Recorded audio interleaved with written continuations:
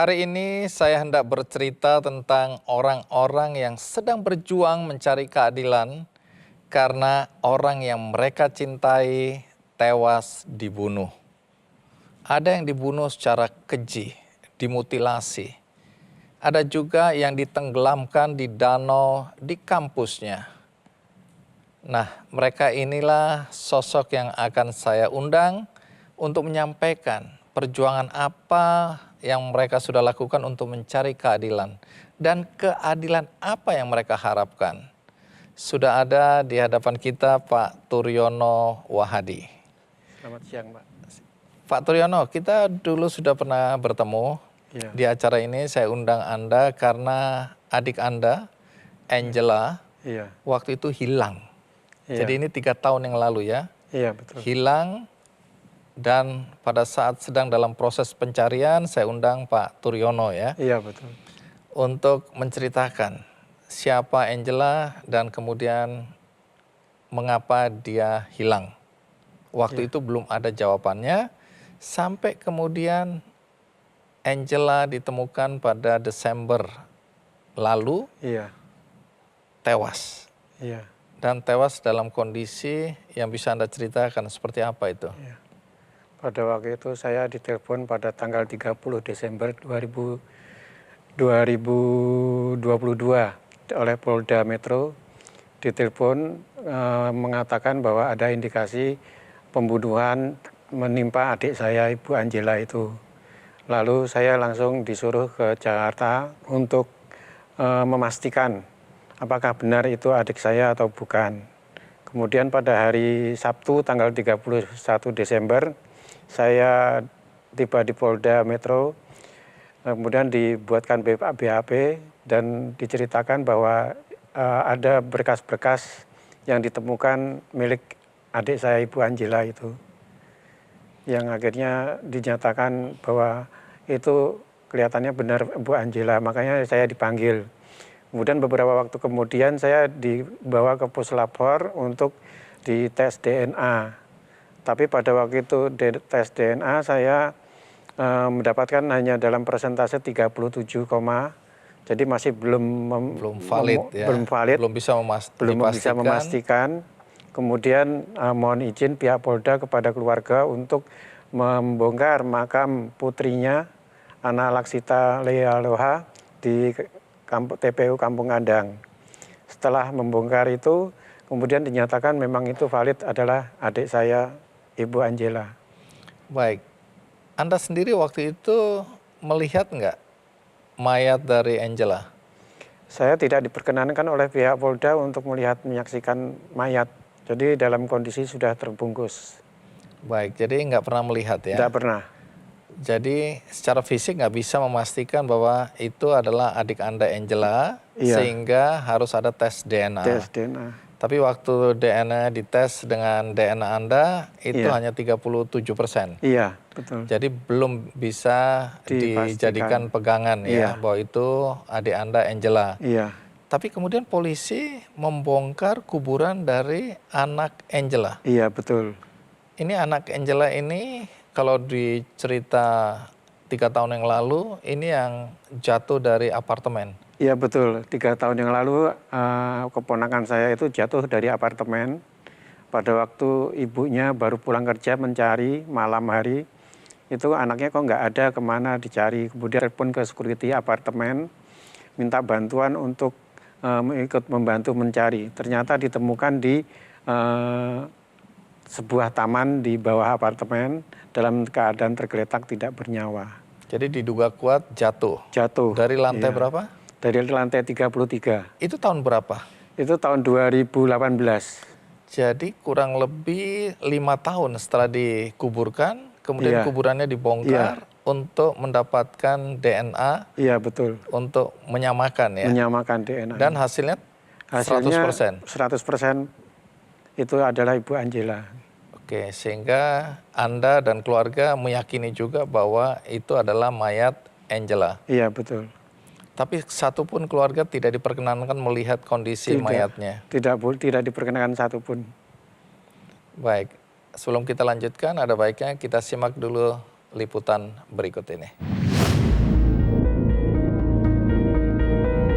Kasus mutilasi yang menimpa Angela Hindriati Wahyuningsi atau Angela di Bekasi pada tahun 2019 kini memasuki babak baru. Pelaku yang bernama M. Eki Listianto menjalani sidang perdananya di Pengadilan Negeri Cikarang pada Senin 12 Juni lalu.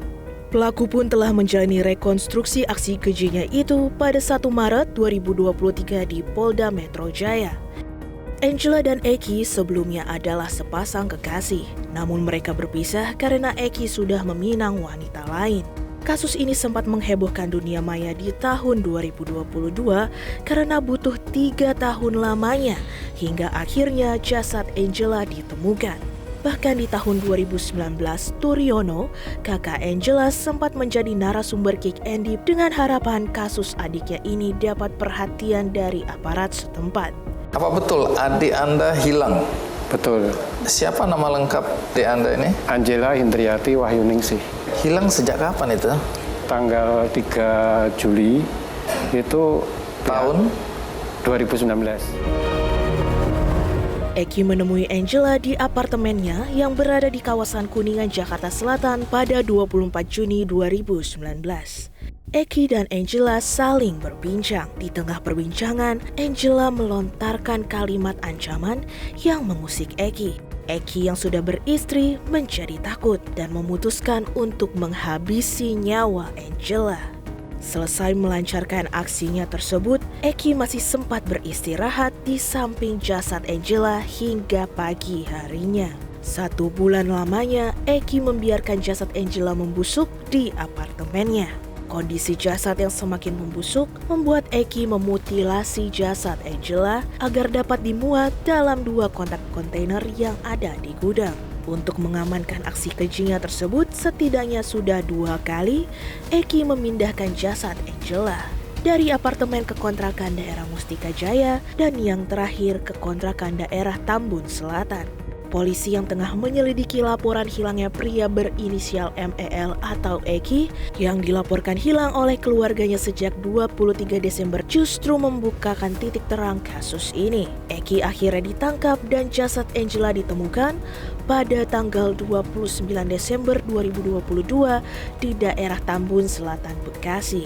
Kini Eki Listianto menjalani serangkaian sidang kasus pembunuhan yang dilakukannya. Motif yang awalnya hanya karena sakit hati, kini dinyatakan karena ingin menguasai harta Angela. Setidaknya ada 1 miliar harta Angela yang diambil secara ilegal oleh Eki. Pak Turiono, waktu polisi menghubungi Anda dan keluarga, itu jasad atau jenazah Angela ditemukan di mana persisnya? Di salah satu kontrakan di daerah Tambun Selatan, Pak. Kok bisa polisi menemukan jasadnya di sana? Pada awalnya Polsek Pulau Gebang itu menerima laporan dari seorang istri, itu suaminya hilang, sudah seminggu tidak pulang. Katanya ingin izin mengambil ATM, tapi seminggu tidak pulang. Kemudian dari pihak istri pelaku melaporkan hal itu ke Polsek, kemudian ditindaklanjuti oleh pihak Polsek, mungkin dibantu dengan Polda untuk mencari si suaminya itu. Kemudian ditemukanlah akhirnya di kontrakan itu jasad yang sudah lama dengan di sebuah kontrakan yang kontrakannya itu ventilasi ditutup oleh lakban itu. Jadi dikunci rapat juga. Baik. Itu. Tujuannya pasti supaya baunya nggak keluar. Tidak menyengat. Iya. Jadi istri pelaku yang sebenarnya melapor ke polisi bahwa dia kehilangan suami. Iya. Polisi mencari dan termasuk menggeledah atau mendatangi kos-kosan atau kontrakan. Iya, betul. Dan menemukan jasad Angela di situ. Iya. Ini berarti sudah berapa lama sejak Angela hilang ya? Kurang lebih 3 tahun. 3 tahun. Iya. Dugaan bahwa mayat ini dibunuh berapa lama? 3 tahun itu. Jadi pada waktu kita ketemu kita mengungkit masa lalu, kita pernah janjian ketemu dengan kakak sepupu saya dengan si pelaku itu di stasiun Gambir pada waktu itu. Pada waktu itu di stasiun Gambir itu dia ketemu mengatakan kalau dia itu juga perlu perlu mencari Ibu Angela untuk menandatangani surat perjanjian jual beli apartemen. Itu alasannya itu. Kemudian sampai di situ dulu. iya. Jadi sebenarnya pernah bertemu dengan Eki ini ya, Iya, di stasiun itu ya. Stasiun. Tapi waktu itu tidak ada kecurigaan atau sudah ada kecurigaan bahwa Tidak ada kecurigaan sama sekali. Tidak ada. Iya. Nanti jelaskan Eki ini siapa. Iya. Karena di sini kan kemudian yang masyarakat ketahui awalnya ini persoalan asmara. Artinya antara Eki dan Angela ada hubungan asmara. Tapi belakangan keluarga lebih merasa bahwa motifnya bukan asmara. Betul. Nanti cerita, kita rehat sejenak, ikuti terus Kick Andy. Dalam kematian Sita ini tidak ada isu bunuh diri, dibunuh, atau apa, tidak ada? Tidak ada. Oke, jadi semua pihak meyakini dia jatuh ya? Jatuh, iya. Dalam usia ketika masih duduk di bangku SMP. MP. Jadi ini sebenarnya kisah tragis ya dari Angela ya? Iya, betul.